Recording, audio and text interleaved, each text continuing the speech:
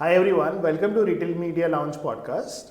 I am Kunal, Chief Product Officer for Osmos, and I hope everyone is having a great start to this new year. As we have wrapped up 2025, what we have seen is, and one perspective became very clear, is that retail media is no longer a pilot project for the retailers. It's becoming mainstream. There are a lot of conversations, lot of seriousness which retailer is putting an effort into to making sure that the retail media scales.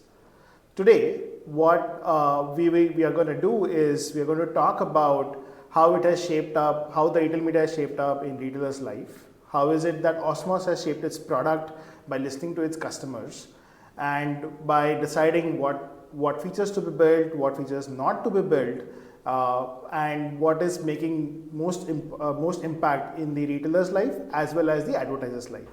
And for that very same reason, I've been joined with Anuj here, who is leading our customer success team at Osmos, and we would love to hear his thoughts on the real world use cases from advertisers, retailers, and with like Osmos customers essentially, right? So great to have you here, Anuj. Thanks for joining us today. Thanks, Kunal. I think 2025 was a lot of firsts. It was interesting and it was enlightening for me individually as well. And I'm glad to be here, Kunal. Great, Anuj. So Anuj, when did you and your team realize that retail media is no longer a pilot phase for a lot of our customers, and it became a mainstream, it became a serious revenue stream for the retailers? See, Kunal, if you look at the overall landscape of media, right? So total media spends globally are sitting at about $1 to $1.1 trillion as we speak in 2026, right? Out of which roughly about 750 to 850 million is already coming from digital, which is great. But the greatest part of 2025 for me personally was that 20% of that 800 million is already coming from retail media. Wow. Which was something that the industry did not expect, which is something that retailers themselves did not expect, and the kind of promise that advertisers have started giving to retail media in general has something which is creating a lot of shockwaves in the industry. If you look at the recent results that came in public from Swiggy, right, which is one of the food tech companies in India, it reported a net profit of about 250 crores. And guess what? More than 250 crores would have been the contribution coming from retail media revenues itself. Wow. Which means that if retail media did not exist as a component of profitability for a food tech player in India, that net profit would have eventually been a net loss for them. Same thing for Walmart in India. They posted roughly about 5,500-6,000 crores of loss in one of the quarters. And we know that from an yearly standpoint, Flipkart does anywhere around 7,000 to 9,000 crores of ad revenues in a year, which means that this is definitely becoming an integral part of any retailer. And if I was to maybe rewind and look back in 2025, there were multiple retailers, right from the smallest of retailer who got onboarded at Osmos, right from a retailer like a DFI, Fair Price Group, or a Big Basket also came into the Osmos portfolio, which is a very, very clear signal to the industry that right from the smallest to the biggest is very, very keen on retail media because it is becoming central to their P&L in general. So it's a mix of both, Kunal. So in terms of the geos, right, like the maturity of adopting a platform like a retail media platform, right, both from advertisers' lens and retailers' lens, how do you think the shift is, say, from the west to the east? See, it's largely the same, but there are certain geos which have started giving a lot of promise in general, right? So if you look at the count of RFPs that we got from the Middle East geography has been on a fly. Similarly, if you look at the Africa region, one of the conferences that I attended in 2025, the amount of shift that is happening to retail media has been extremely fast, which is very, very encouraging. So if I was to take certain geographies I would say Middle East and Africa are something which are showing a lot of promise, and 2026 to 2027 are going to be those geographies where we need to personally keep an eye on. Great to know these insights, Anuj, and specifically the numbers are speaking for itself, where we are seeing that growth at a very decent rate across the geos. Right? One of the flagship product which we had launched in last year was DemandWise, which is specifically to help the retailers to get more adoption. Right? What's your view on that? See, I always, having spent a lot of time in a marketplace like Swiggy, where there were over like 300,000 plus restaurants, it becomes very, very difficult for a retailer to manage width of advertisers, right? And what I truly loved about DemandWise was that its ability to automate flows and interactions with advertisers, a bunch of emails, a bunch of in-app notifications, etc., make it super easy from an acquisition standpoint. Right? So multiple retailers like say a Big Basket or a Fair Price, which works with horizontal kind of brands and sellers, it truly lived up to its expectation. There were a lot of flows which were set up by retailers to onboard new advertisers.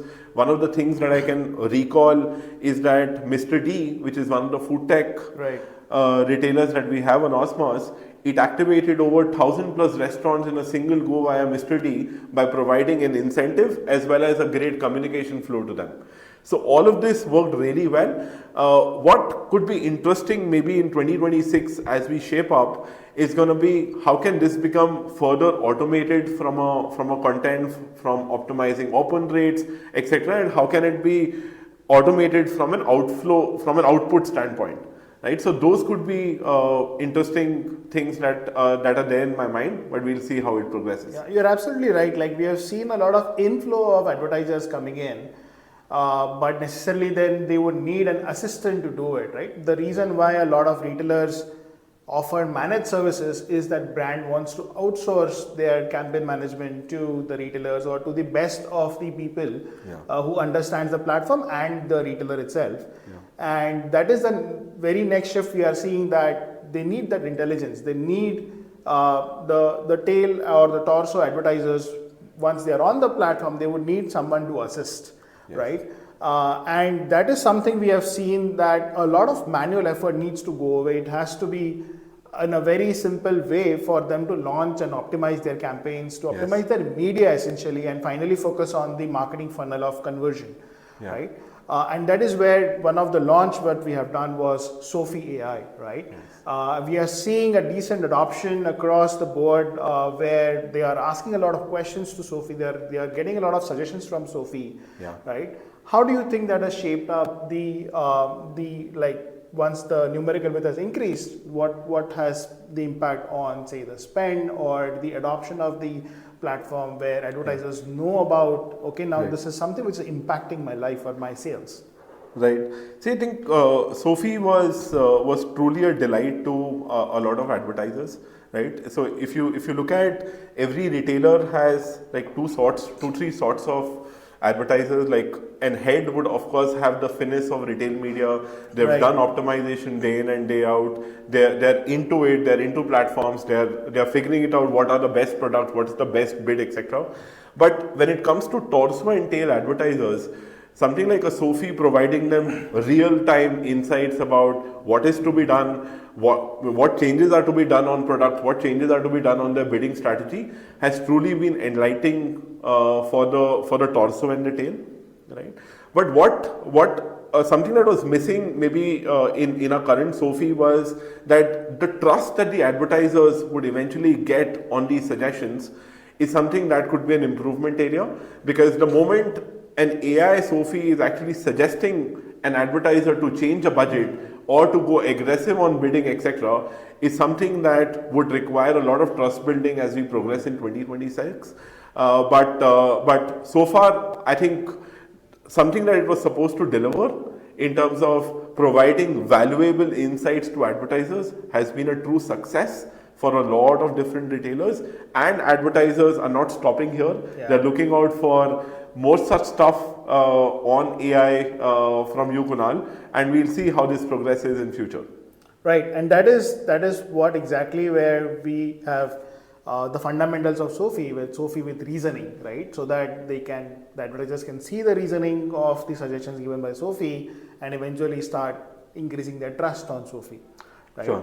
Now, as more advertisers participate, as more on-site inventories get utilized, the very next obvious expansion or question comes in that what next, right? Now, my advertisers are creating campaigns for on-site. Retailers are seeing the improved fill rates, right? And now there are advertisers who still have budgets to spend on, right? And that is one of the reasons why, like the next obvious transition would be for offsite, right? Where let the advertisers target where the users are with intelligent data sets, right? So retailer has that intelligent data or transacting data, browsing behaviors of the users, and now they want to give avenues to advertisers on to target them, to send their messaging across, not just on site, because now that eventually becomes saturated where there are good fill rates, but now also going off-site, right? What are your thoughts on that? How do you think off-site as a strategy for the retailers and eventually for advertisers is also shaping up? Yeah. So I think firstly, Kunal, I've personally seen different geographies giving different importance to offsite. Right. So if you look at geographies like America and Europe, beyond a particular time or beyond a particular density on onsite, they tend to open up offsite, and the contribution on onsite and offsite is very, very heavy, where geographies like America and Europe go very, very aggressive on offsite compared to certain parts of Asia Pacific where onsite keeps expanding over a period of time. And if you see, a lot of our retailers have actually increased their ad density on onsite from 20 to 40 to 50% now, which is very, very encouraging for onsite gross profit margins. Right? But coming to offsite specifically, we have seen two large cases of retailers bringing to us. One kind of a retailer is where they are looking out for increasing offsite spends from a margin standpoint, right? And the other is for traffic standpoint, right? So because they tend to build their profit, they tend to build their traffic from the spends of the advertisers, which is very, very encouraging for them.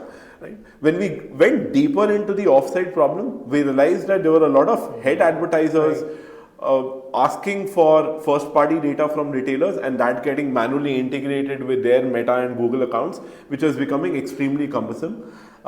Lately, we are seeing a lot of interest coming from torso and tail advertisers to go after offsite. Because the fact that they're already spending on offsite, adding a layer of first-party data of the retailer becomes truly magical for them. And the fact that that data is available on self-serve with an equal availability of first-party data is becoming increasingly important. And one interesting thing that we also discovered was that channels has become increasingly important for the advertiser. Now, prior to a couple of quarters, we were only offering Meta and Google. Lately, we found out that Pinterest is becoming an important channel for the advertisers in the US. In India, there were a lot of ask around, can I target my audiences on Hotstar as well? Now, OTT will become an important element of offsite in future as well. There are similar ask on Trade Desk in certain geographies, which means that channels on offsite beyond Google and Meta would be a key as we step into next year. And apart from that, the reporting that we have started offering is something that has been appreciated a lot from our retailers, because Meta and Google typically offer last click attribution and hence becomes increasingly duplicated for the advertiser. The fact that we are able to isolate different attributions for different kinds of channels is something that advertisers are increasingly appreciating, and we see a lot of such trends or a lot of migration from on-site to off-site also happening, considering the accessibility of this. Omnichannel attributed reporting, reporting. Yes. Okay. Now those are things that will become a mainstream in 2026.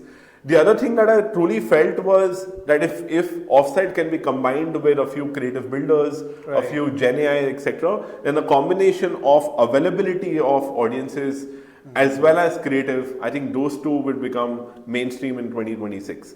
But very, very interesting to see how offsite would be shaping up in next year, considering that a lot of our retailers also will see saturation on onsite, and I believe that offsite will become an important part as a part of their portfolio for next year. You made a very interesting point about creatives, right? So a lot of advertisers, we see the struggle with the right set of creatives, targeting the right set of audiences. They have their persona in mind at who they want to target, be it on-site, be it off-site. But the permutation combinations which they want to do versus they can, there's a huge gap in terms of creatives.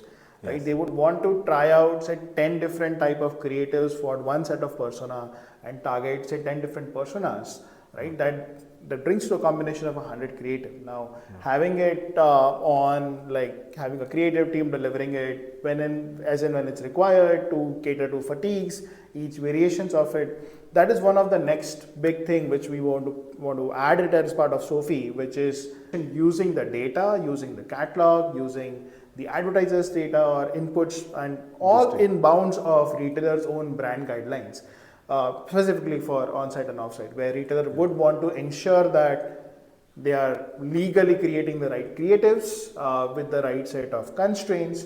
So that is something which we also see Sofie being adopted by tail torso and even head brands, where there is a flexibility for them to edit a few things. Okay.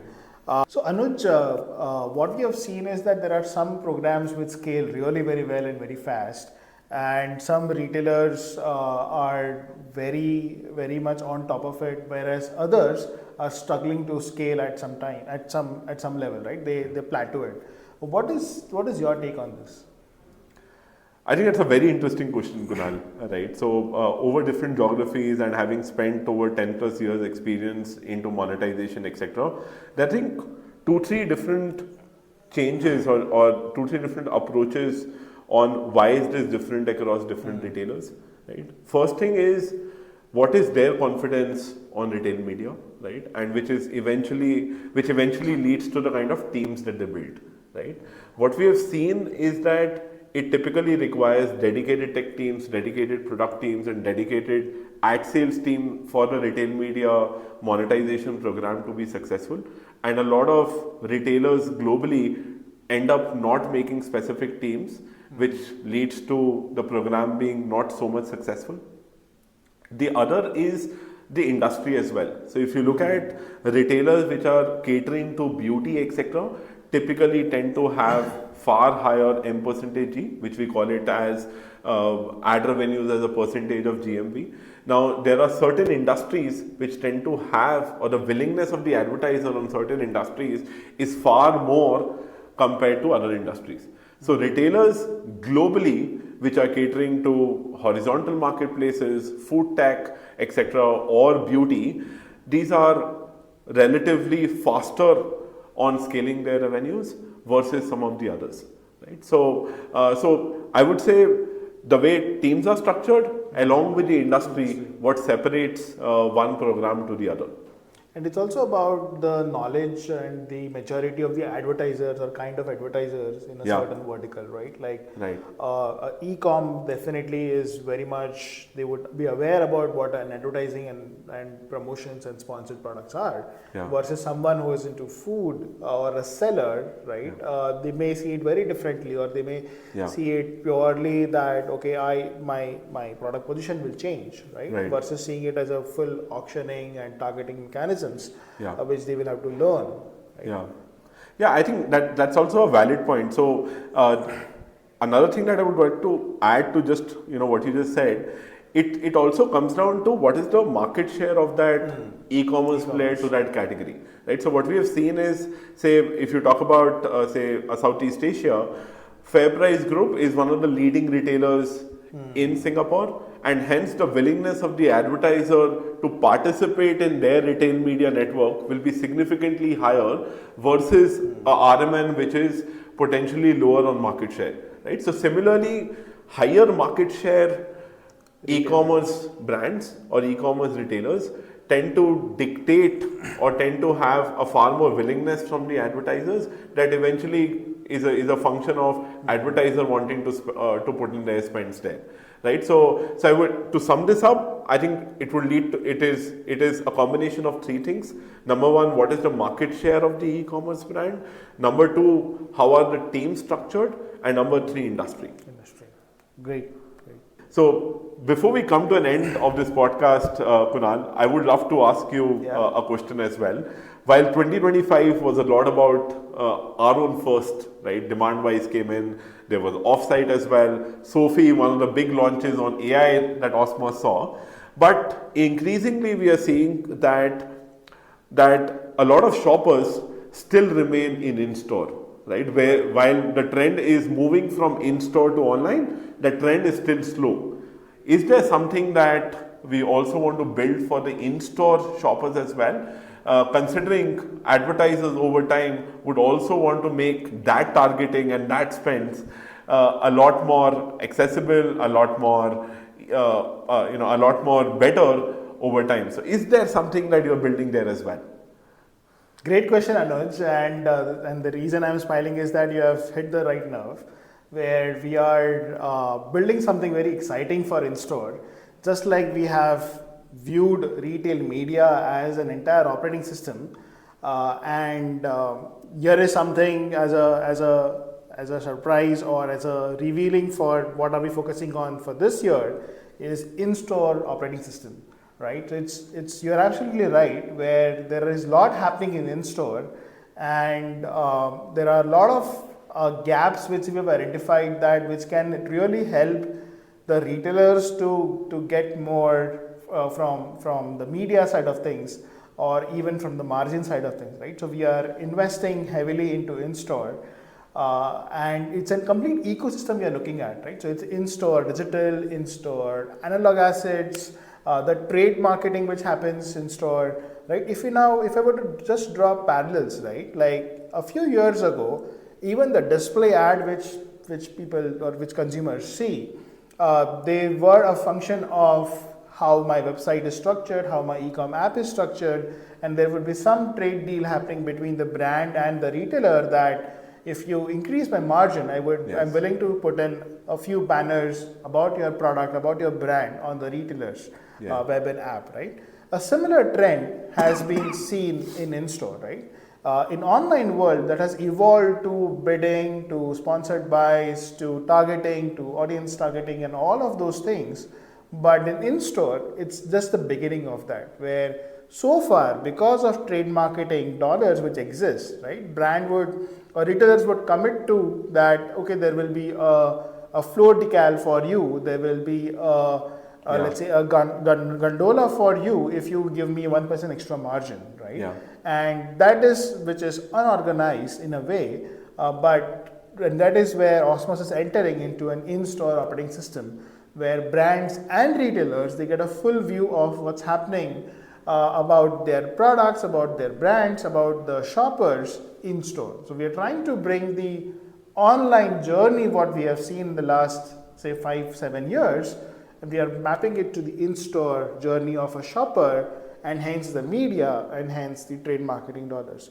So we have already piloted with some of the design partners in last quarter. We are live with about 700 odd screens, digital screens, and there was a pilot with one of the large pharmacy retailers in India with about 100,000 analog assets, right? That is stickers, floor decals, gondolas, placement of the products, right? Where they get a full view of what's available to be booked, what's not, how does my next quarter look like from a planning standpoint, and it's really helping them to get out of Excels and the magic of collaboration and a software which gives brand even the trust on the retailer that they get full transparency on what's happening, right? So that's a shift, and that's the investment which we are going to put in 2026, becoming an in-store operating system, just like we did it in online world, where it's the entire